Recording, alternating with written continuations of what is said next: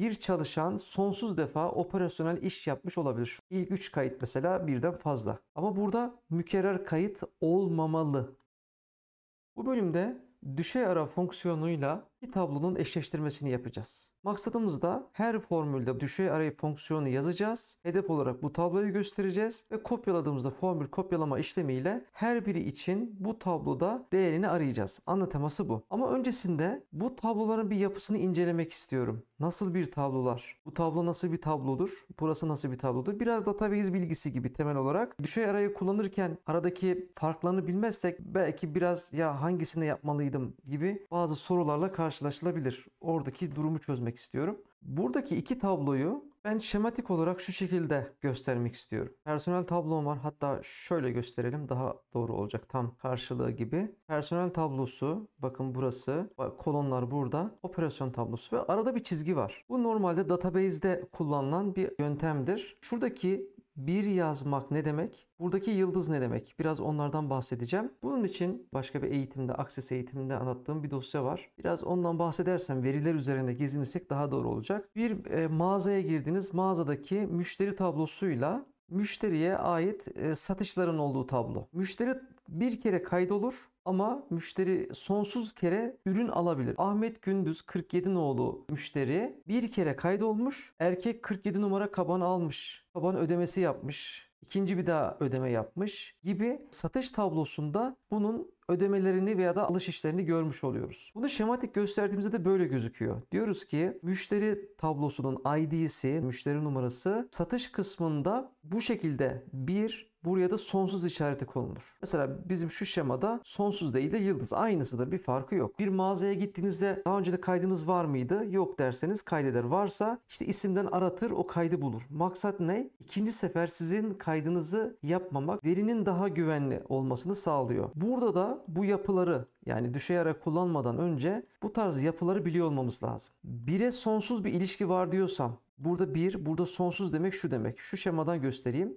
Kayıt bir kere olur tek tabloda, müşteri tablosunda bir kere olur. Sonsuz kere satış tablosunda gerçekleşir. Gelelim Excel'imize. Her sicilden bir kere kaydolması gerekir mantıken de. Operasyon tablosunda da ise bir çalışan sonsuz defa operasyonel iş yapmış olabilir. Şurada zaten görüyorsunuz. İlk 3 kayıt mesela birden fazla. Ama burada mükerrer kayıt olmamalı. Tekrar söyleyeyim. Mükerrer kayıt burada olmamalı. Neden? Çünkü bir personele bir sicil atanır. Peki varsa ne yapacağız? Ola ki İK'dan listeyi aldınız ve burada mükerrer kayıt var olma ihtimali varsa, yanlış varsa o zaman işlem yapmadan önce bir önceki konuda yapılması gereken kuralları bir tane daha ilave ediyorum. Bire çok yani buradaki ilişkiden dolayı bir tane olmalı, sonsuz defa olmalı ilişkisinden yola çıkarak burada mükerrer kayıt kontrol yapacağım. Eşittir diyorum. Eğer say formülü sonraki konularda göreceğiz. En basit bununla yapabiliriz. Kolonları seçiyorum. Ve şuradaki sicili seçiyorum. Tamam dedim ve çift tıklıyorum. Bunun farklı yolları var.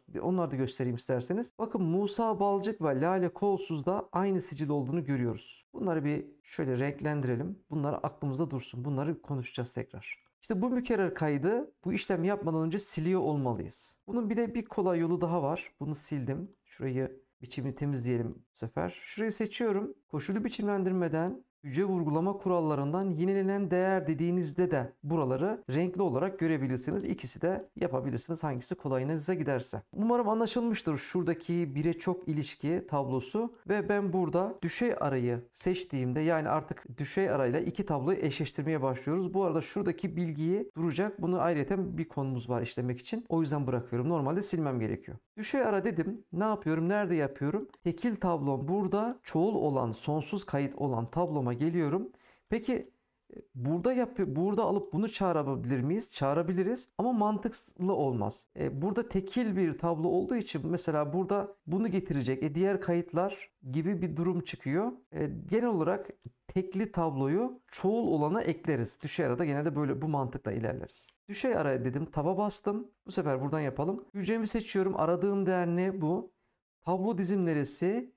Kolonu ilk başta olacak şekilde hücreyi seçiyorum. Peki diyor buldum diyor. Hangi kolonu getirmek istiyorum buraya? Birinci indis, ikinci indis 2'yi seçiyorum. Sonuna her zaman 0 koyuyorum. Parantezi kapatıyorum. Aşağı doğru çift tıkladım. Evet, bazı bilgiler geldi. Eğer böyle aşağı doğru bazılar geliyor ama sonradan tamamen yok dönüyorsa bir hata var demektir.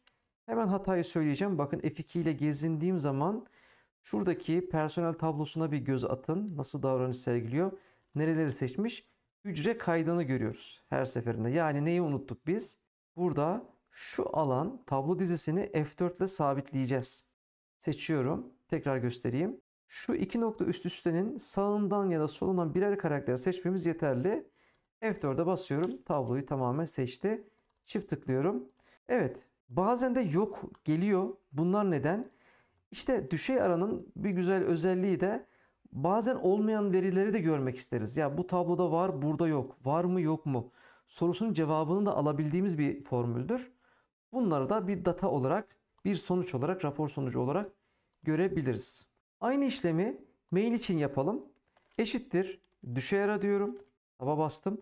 Aradığım değer ne? Sicil. Nerede arıyorum? Tablo dizisi. Bu sefer buraya isim vermek istiyorum. F4 sabit yerine. Bu da bir çözüm. Daha anlaşılabilir. Mesela bu tabloyu seçiyorum. Şurada I6 yazıyor. Burayı seçip siliyorum ve personel yazıyorum ve Enter'a basıyorum. Enter'a basınca formüller sekmesinde ad yöneticisinde personel adı altında bu aralığı otomatik bana tanımlayan takma bir isim vermiş oldum.